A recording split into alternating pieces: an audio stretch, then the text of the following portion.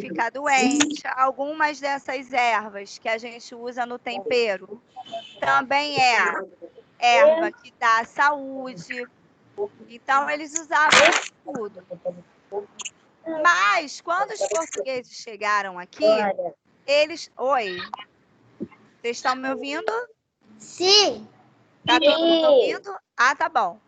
Quando os portugueses chegaram aqui no Brasil, eles trouxeram esses temperos e essas coisas de um outro país chamado Índia. A Índia é um país que fica aqui no mapa, vou mostrar de novo para vocês. A Índia é um país que vende esses temperos. Então, eles viajavam, ó. A Índia fica aqui, ó. Ai, meu Deus, espera aí, deixa eu arrastar de novo para cá. Tá querendo vir? Opa, aqui. Ó, Portugal fica aqui, né? A Índia fica aqui, ó. Esse país aqui é a Índia. Vocês estão vendo? Esse país aqui é a Índia. Portugal é aqui. Então, eles vinham de caravelas até aqui, compravam os temperos e voltavam. Quando eles vieram para o Brasil, a Ana Luísa apareceu! Oi, Ana Luísa! Seja bem-vinda à nossa aula. Tá bom.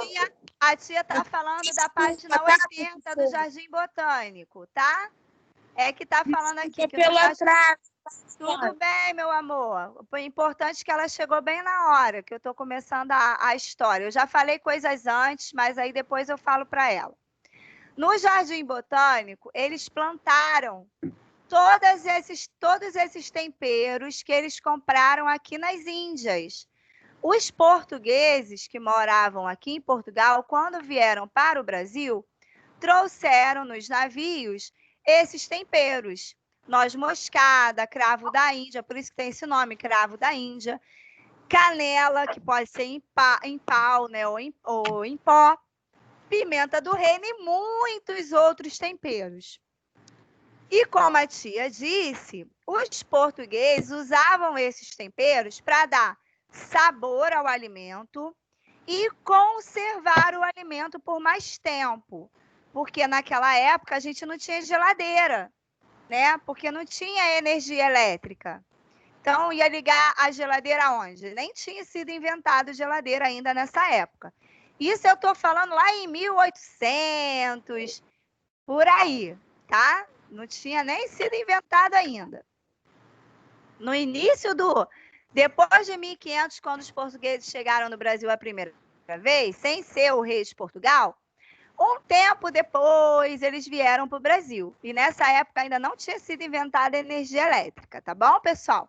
A energia elétrica ela só foi inventada muito tempo depois e começou lá na Inglaterra. Até chegar no Brasil, ó, demorou muito para chegar no Brasil. Mas vamos lá.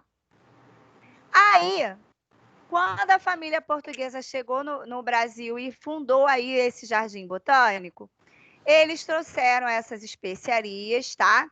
Então, aqui, ó, eram plantadas especiarias vindas das Índias, que é esse país que a tia mostrou lá no mapa amarelinho, tá? Então, eles trouxeram a canela, cravo da Índia, noz moscada, que é uma sementinha também. Eu vou mostrar, a gente rala e ela dá um saborzinho também na comida, tá? Parece um coquinho também, é um coquinho assim pequeno. E a pimenta do reino, tá? Agora vamos para os dias de hoje. Hoje, ao caminhar pela imensa área verde do Jardim Botânico, você se encanta com a magnífica vegetação. Mangueiras, que é pé de manga, jaqueiras, pé de jaca, nogueiras, pé de noz, né, aquele coquinho que a tia mostrou, abricós de macaco, que é uma outra frutinha também, pau-brasil, que são as árvores, né, que existiam desde que os portugueses chegaram no Brasil a primeira vez. Bromélias são flores, orquídeas, vitórias rédias, tudo isso são flores, tá? Entre tantas outras plantas. Além das plantas, pode-se observar também cascatas de águas, né? Cascatas de águas naturais, lagos, chafarizes, pássaros e outros pequenos animais. Como a tia falou, eles têm também lá no Jardim Botânico o criadouro de abelhas, né? Uma apicultura. Apicultura é o nome que a gente dá para a criação de abelhas, tá? E a abelha, como a gente sabe, ela dá o mel, né?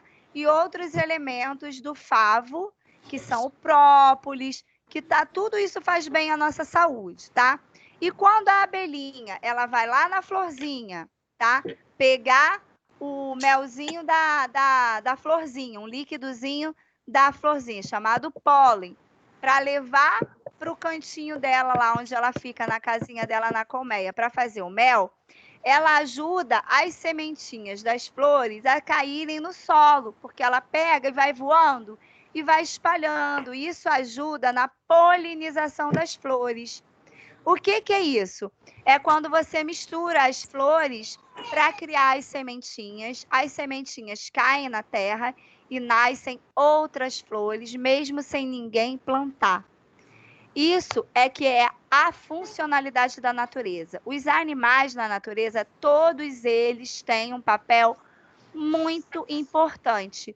Às vezes a gente fica com medo da abelha, né? Porque ela tem o ferrão, pode picar a gente e doer.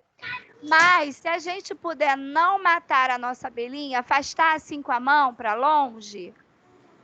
Por quê? Porque as abelhas, elas são muito importantes para o meio ambiente. Através das abelhas é que acontece isso que a tia falou. Uma florzinha com outra florzinha, as sementinhas delas se encontram, caem no solo e nasce outra plantinha, mesmo que ninguém vá lá plantar.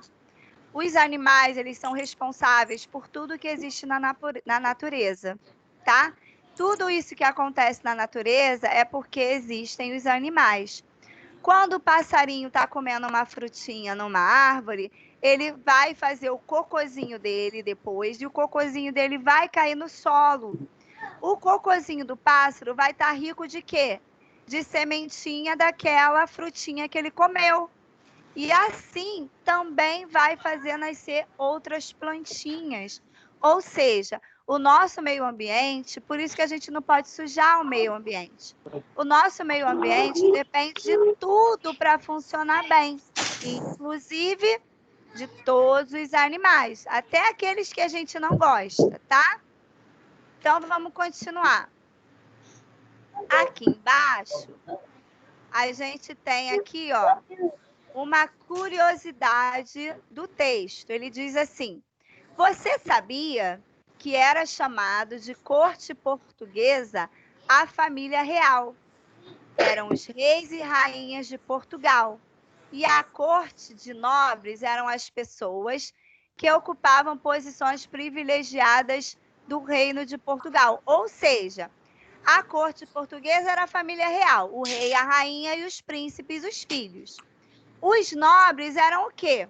Os amigos do rei, os parentes do rei, a madrinha das crianças, o padrinho das crianças, os tios. Esses eram os nobres. Eles não eram reis, mas eram amigos dos reis. Eles ocupavam uma posição assim, né? Eram chiques, gente chique, né? Ficavam lá no castelo junto com o rei. E quem não era da corte portuguesa era chamado de plebeu. Plebeu era a gente, né? O povão. Eu, tu, a mamãe, o papai. Quem não era rei era plebeu. Deixa eu te puxar aqui, que a tia está escorregando na cadeira. Então, era dividido assim a sociedade na época do rei de Portugal. Quem era rei era da corte portuguesa, família real. Quem não era nobre, parente, amigo lá do rei, era o povão, era a gente aqui, nós éramos chamados de plebeus, tá? Ou povo. Então, agora, pegando o lápis, para a gente começar a fazer a nossa atividade. Estou operando. Vou pegar a mochila. Pega lá o lápis para a gente fazer a atividade. Alex! Vou pegar a mochila.